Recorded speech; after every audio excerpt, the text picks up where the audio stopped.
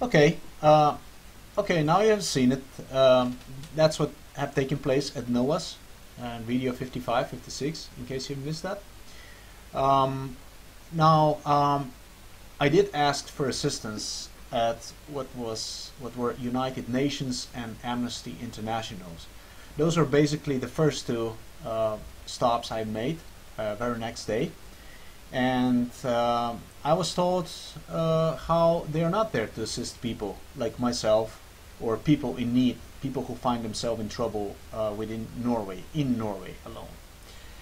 Instead, I was suggested to contact what was United Nations in Stockholm, which I did, and in return never got a response. And secondary, I was suggested to simply instead continue with search, with help search, given the leaflet like exactly this one here, which is now, yeah, of course, all torn apart. No wonder. I have used one in order to write down information and run all over what was Oslo, Norway. I managed to keep one somehow, so I'm still using one as a reference.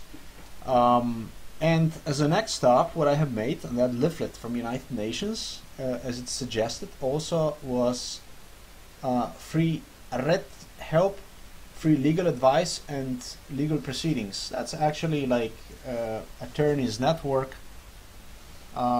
which is there in order to assist people who find themselves in a situation like I did, amongst others. They provide free legal advice or help to people, and you're about to hear and see what kind of a help I got from them. Okay, so what you're watching here are actually additional steps which I have taken in order to protect my basic human rights, which are completely denied and violated. In this particular case, when filing for political asylum against United States of America and what is Slovenia in Oslo, Norway on January 18, 2010. Yes. Not only have I gone to almost every attorney in city Oslo, Norway, likewise radio station, human rights organization, and so on, but in addition to that, I have actually contacted what were over 3,000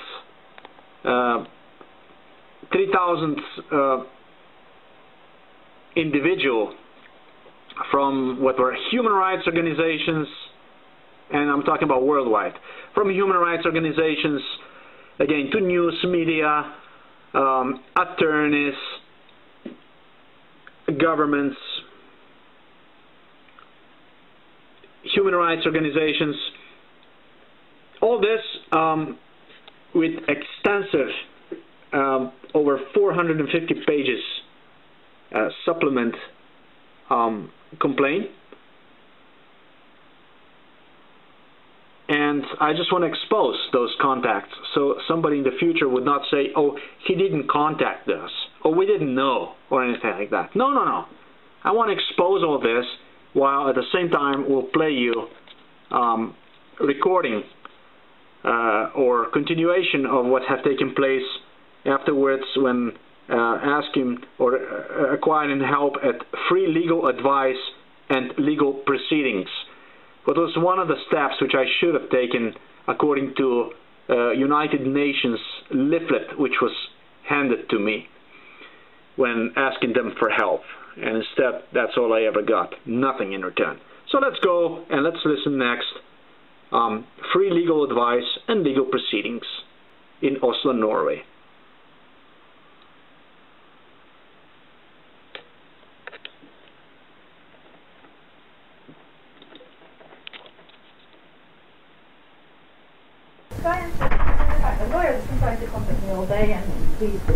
Believe me, I need a little break. Thank you. So, you have come to Norway. Correct. Have you come here to apply for asylum, or is that That is just correct. an afterthought? No, that's not an afterthought. No, that's okay. Please go ahead. And what is the issue in Slovenia? With Slovenia, what the issue is? Yes. Oh, you know what? In Slovenia, where I was born, I had a situation that involved throughout the education was involved torture, about which I have wrote about 450 pages report. It was a torture. I was not allowed to study. I daily had to confront, with 5, 6 more 2, 3 years older individuals. Teachers were observing those things, and it was like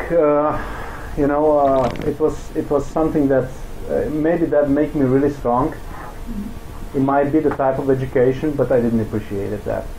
And upon my competition in the military, it was the same thing.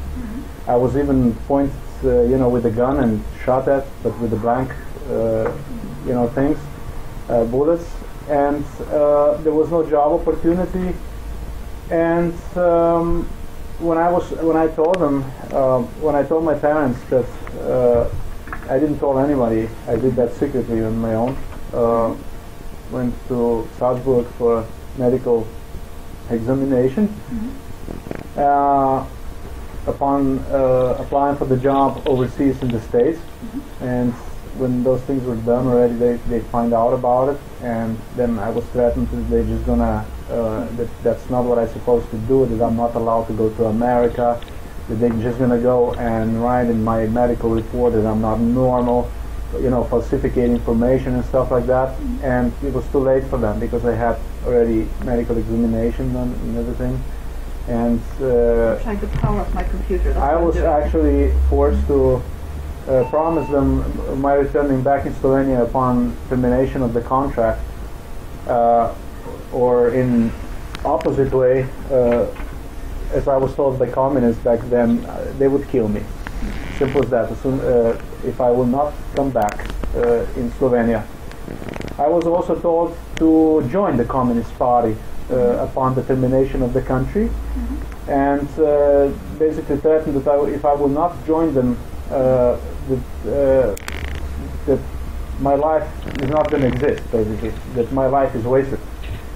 In the United States of America, upon the arrival over there, and my termination of work on the ship, I got married to an older lady with a purpose to stay in America to obtain the documents. So you went to the U.S. and I went to the United States, Yeah. I worked there on the ship, on the cruise ship, for like 5-6 months, and afterwards got off and returned in Miami, where was the... That's where you got your accent. Yeah, not really. Miami, it's not a place to learn English. It's not a really good place to. It's not. People more Latin and Spanish. So when I in the States, I got finally married with older lady. I didn't even think about. I really feared going back to Slovenia. It was the end of the contract, and I did everything I could to stay there. I was looking for the job. Finally, I decided, to get married with this lady, and I did. I got the citizenship.